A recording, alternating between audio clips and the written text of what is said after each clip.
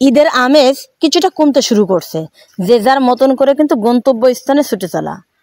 বন্ধুরা আসসালামু আলাইকুম, প্রিয় কলিজার ভাই বোনেরা, তোমরা সবাই কেমন আছো? আলহামদুলিল্লাহ আমি এবং আমার পরিবার সবাই ভালো আছি। তোমাদের সামনে লং একটা ভিডিও নিয়ে হাজির হলাম। ভিডিওটি কেমন লাগলো কমেন্টে অবশ্যই জানাবা, আর লাইক কিন্তু অবশ্যই দিবা, কারণ না লাইক যদি দাও তাহলে তোমার কিন্তু তোমার প্রোফাইলে কিন্তু রিয়েক্ট পড়বে, আর কমেন্ট যদি করো তাতেও কিন্তু তোমার প্রোফাইলটা গ্রো হবে, এঙ্গেজমেন্ট বাড়বে, আর এঙ্গেজমেন্ট বাড়লেই কিন্তু প্রোফাইলটা কিন্তু গ্রো হয়। মানে একটা গাছের গোড়ায় যখন সার দেওয়া হয়, পানি দেওয়া হয়, গাছটা কিন্তু বড় হয়। তো এরকম করেই কিন্তু এঙ্গেজমেন্টের মাধ্যমে কিন্তু আমাদের এই গ্রো জিনিসটা হতে থাকে, এতে করে আমাদের প্রোফাইলটা কিন্তু একটু বড় হবে। তো বন্ধুরা তোমাদের সাথে কথা বলতে বলতে অনেক দূরে চলে এলাম। আমি আবার আমার বান্ধবী মানে তার ফুফু বাড়ি বেড়াতে যাচ্ছি। তো বন্ধুরা ফুফু বাড়ি যেহেতু বেড়াইতে যাচ্ছি, একটু গরমের দিন, তো পথে দাঁড়াইলাম, ফুচকা খেলাম, চটপটি খেলাম, আইসক্রিম খেলাম। এখন তারপরে আবার সেই গাড়িতে বসলাম, বসার পরে এখন গেলাম সেই ফুফু বাড়িতে।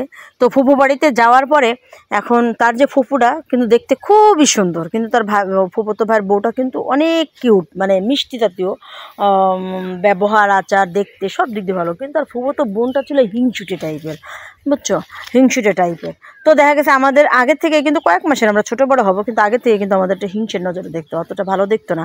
মানে লেখাপড়ায়, কাজে কর্মে একটু সব বিষয়ে কিন্তু একটু আধিক্যতা দেখাতো। তো আমাদের দিক দিয়ে কিন্তু তারা আবার অর্থনৈতিকভাবে তারা কিন্তু একটু হাই লেভেলের ছিল, যেহেতু ওরা পুরো পরিবার কিন্তু একটা সময় বিদেশে চলে গেছিলো, ফিরে আবার রিটায়ার্ড কিন্তু তারা ফিরে আইছে। তো সেইখান থেকে আবার তারা আবার প্ল্যান করতেছে, মানে ওনার মেয়েটার বিয়ের কথা হইতেছে সুইজারল্যান্ড, তো সেখানে চলে যাবে। তো সেই সুবাদে আমাদের সাথে কথাবার্তা বলার জন্য চেষ্টা করছে। তো আমরা গেলাম, যাওয়ার পরে একটু কথাবার্তা বললাম, কিন্তু সেই আগের মতন তার কিন্তু সেই হিংসুটে ভাবটা কিন্তু যায় নাই। তো না গেলে এখন কি করুম, কিছুই তো করা নাই। তারপরে আমি আর আমার বান্ধবী বসলাম, আমাদের বসতে দিলে আমরা বসলাম, এবং তারপরে রাস্তা দিলে ভাবি খাইলাম। খাওয়া দাওয়ার পরে এখন ওর যেটা অহংকারী ভাব, সেই জিনিসটা ভাবছি যে একটু পরিবর্তন হবে, কিন্তু সেই পরিবর্তন জিনিসটা হয় নাই। প্রথম যেটাই কিন্তু সে মোবাইলটা বাইর করছে, ঠিক আছে, মোবাইলটা বাইর করে কিন্তু আমাদেরকে দেখাচ্ছে যে মানে কত দামের মোবাইল, আইফোন মোবাইল। তো এই সুবাদে কিন্তু আমার বান্ধবী কিন্তু আবার কম না, ওর ফোনটা আবার আমার থেকে একটু দামি, মানে ওরটা হলো 60-র ঘরে, ঠিক আছে।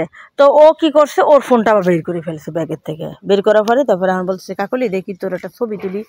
তো ছবি তুলতেছে, আশেপাশে ছবি তুলতেছে। এখন আমার বলতেছে কি রে, তোর ফোনটা বের কর, আমার একটা ছবি তোল। আমি বলছি না রে, আমার ফোনটা বের করার দরকার নাই। এখন আমি ওর কানের কাছে যে বলতেছি যে তোর ফোনটা তো দামি, তুই বের করছিস, কিন্তু আমার ফোনটা তো দামি না, দামি কি আমার বের করবো বল। এখন ও বলে কি যে না বের কর, আমার একটা ছবি তোল। তো আমি বের করবো না, তারপরে করছি। এখন বের করার পরে এখন বলতেছে যেই না ওদের ফোন, তা আবার বাইর করতে আবার সংকোচ।